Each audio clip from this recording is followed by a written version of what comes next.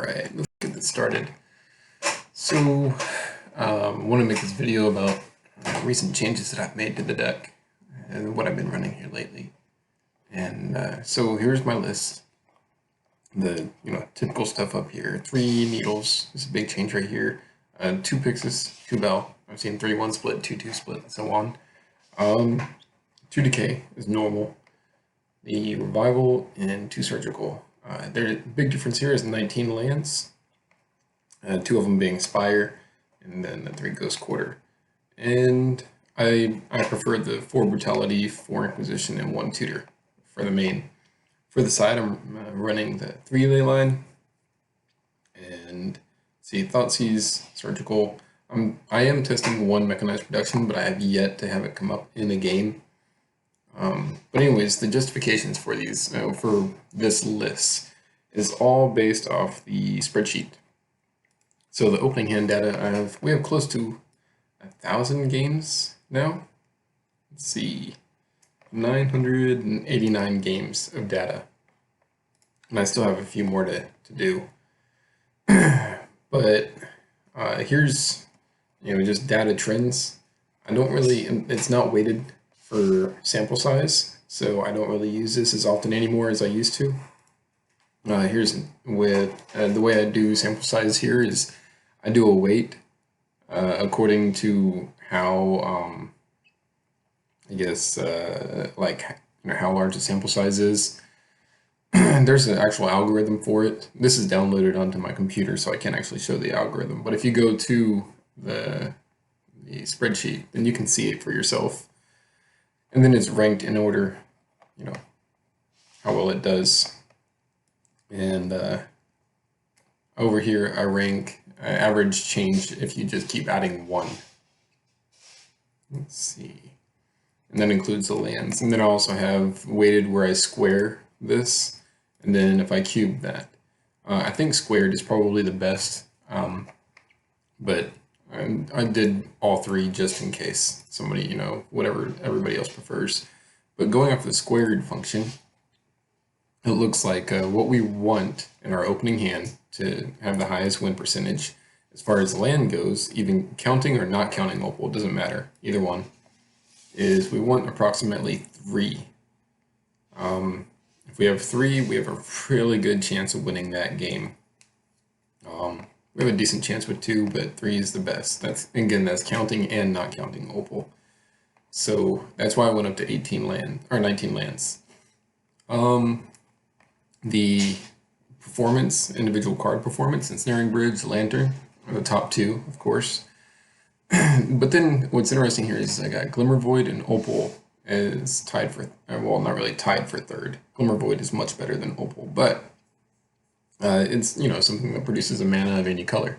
So that's why I went with the 2 Spires in the flex spot. So I would go to 19 lands, and then to round out those lands, I use Spire of Industry in order to be Glimmer Void numbers 5 and 6. So that way I can try to increase my win percentage. And then from there, it's Go Colors Bell, Needle, Extraction, and Brutality, Exist, and so on. So off of that, I want to say that Bell might be better than Shredder, but I'm kind of afraid to jump on that quite yet. I'm still trying to play it slow, play it carefully. But Needle, Extraction, and so on. So that explains the changes that I made to the deck for the most part. Brutality scores really well. The Needles and Surgicals score really well. Noxious Revival also scores really well. You can see it down here. Out of all the flex spots, it seems to be the best. It's better than Bauble, better than Jar, better than Crane, Crucible, all that stuff. Noxious Revival seems to be the best. Now, the reason I don't run more than what I am running, I was running, I was testing with 4 and then 3 and then 2 and so on. But I found that, Ken's playing with stuff. I found that Revival is great as a support card. It's not really good on its own. It requires other cards in order to be good. So, for example, if I'm playing against Tron and I surgical a Tron land, Revival is really good at getting back surgical and surgicaling another Tron land. Or if I'm playing against 8 rack and they make me discard my Abrupt Decay, I can use Revival and get back the Decay, and so on. It's really good as a catch-all. But if you have 2 or 3 Revival in the opening hand, that's just a bad day. It's not going to work out very well. Because, you know, what are you going to do? Revival or Revival? You know. So it's good at, it's like outstanding as a flex spot. Infernal Tutor does score kind of low for the most part. You see it down here, number 26. Well, it's actually number 25 because it starts at 2. It's like the bottom of the barrel for not having a negative. But the reason I run it is because it has saved me games, and I would rather just, you know, keep it like that. I do only run 1. I could see trying to run something else like I don't know, a Crucible or an Ethergrid in its spot. But for now, I'm just running a Tutor. So that explains all that. For the sideboard, the reason why I'm going with the 3 Leyline of Sanctity instead of 4 is because of diminishing returns of adding 1. I forget who, I saw somebody wrote like an article about that here recently. And what they found is if you go from 0 Leyline to 1 Leyline, the chances of you drawing it in your opening hand is approximately 12%. So you go from 0% to 12%. That's a 12% increase in having it in your opening hand, which is great. Then if you add the second one, you go from about 12% to 21%, which is not as good. It's 12% increase and then a 9% increase. So it's a slightly less increase, just adding that second one. If you add a third one, you go from 21 to about 28, so you go down to 7% increase. And every one you add is just it's still an increase, but it's, you know, less and less and less. And then if you add a fourth, you have about a 33% chance of getting it in your opening hand. In which case, what is that, like a 5% increase, so 12, 9, 7, 5. So that last 5% increase is really crappy. It's a diminishing returns as far as getting it in your opening hand. Now the good part about running the 4 Glimmer Voids and 2 Spires is that means that I can safely run 3 Leyline, and it's not a terrible top deck, because I can actually cast it. And you can cast it turn 3 because of the opals as well.